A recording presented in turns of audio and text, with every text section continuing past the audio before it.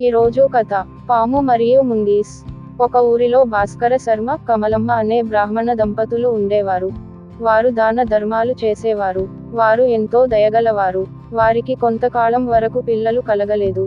పిల్లల కొరకు ఎన్నో పూజలు, నోములు, వ్రతాలు చేసేవారు. వారి పూజలు ఫలించి పండంటి బిడ్డ జన్మించాడు. ఆ బిడ్డని ఎంతో ప్రేమగా, అల్లారు ముద్దుగా చూసుకునేవారు. ఒకరోజు భాస్కర శర్మ పక్క ఊరికి వెళ్లి వస్తుండగా దారిలో ఒక ముంగిస కనిపించింది. దానిని చూసి అక్కడ నిలబడ్డాడు బ్రాహ్మణుడు. ముంగిస అతని దగ్గరకు వచ్చింది. ముంగీసను పట్టుకొని ఇంటికి వెళ్లి భార్యకు చూపిస్తూ, ఇది మన బిడ్డకు తోడుగా ఉంటుంది, దీనిని మనం పెంచుకుందాం అని చెప్పాడు. అవును, అవును, మన బిడ్డకు కాపలాగా కూడా ఉంటుంది అనుకున్నారు.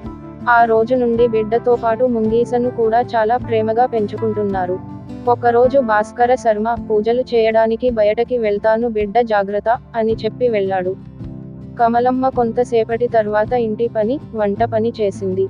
ముంగీసకు ఆహారం పెట్టింది. బిడ్డకు పాలు ఇచ్చి ఉయ్యాలలో పడుకోపెట్టింది. మంచి నీళ్లు తేవడానికి బావి వద్ద వెళ్తున్నాను, నేను వచ్చే వరకు బిడ్డని జాగ్రత్తగా చూసుకోమని ముంగీసతో చెప్పి బిందె పట్టుకొని బయలుదేరింది కమలమ్మ.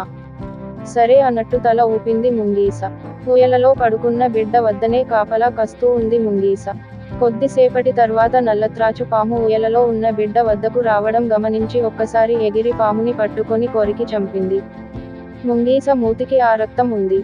బిడ్డని కాపాడిన సంతోషంతో ఇంటికి ఎదురుగా కూర్చొని బిడ్డ తల్లిదండ్రులకు పాము నుండి బిడ్డను కాపాడిన విషయం చెప్పాలనే ఆనందంతో ఉంది.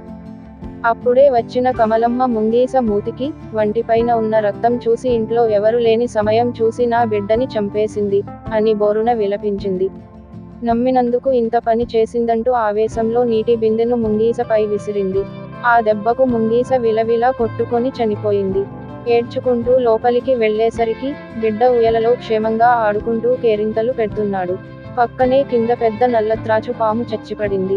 అది గమనించిన ఆ దంపతులు, మన బిడ్డ ప్రాణాలు కాపాడిన ముంగీసను మన చేతులతోనే చంపేశాము అనుకుంటూ బోరున విలపించారు.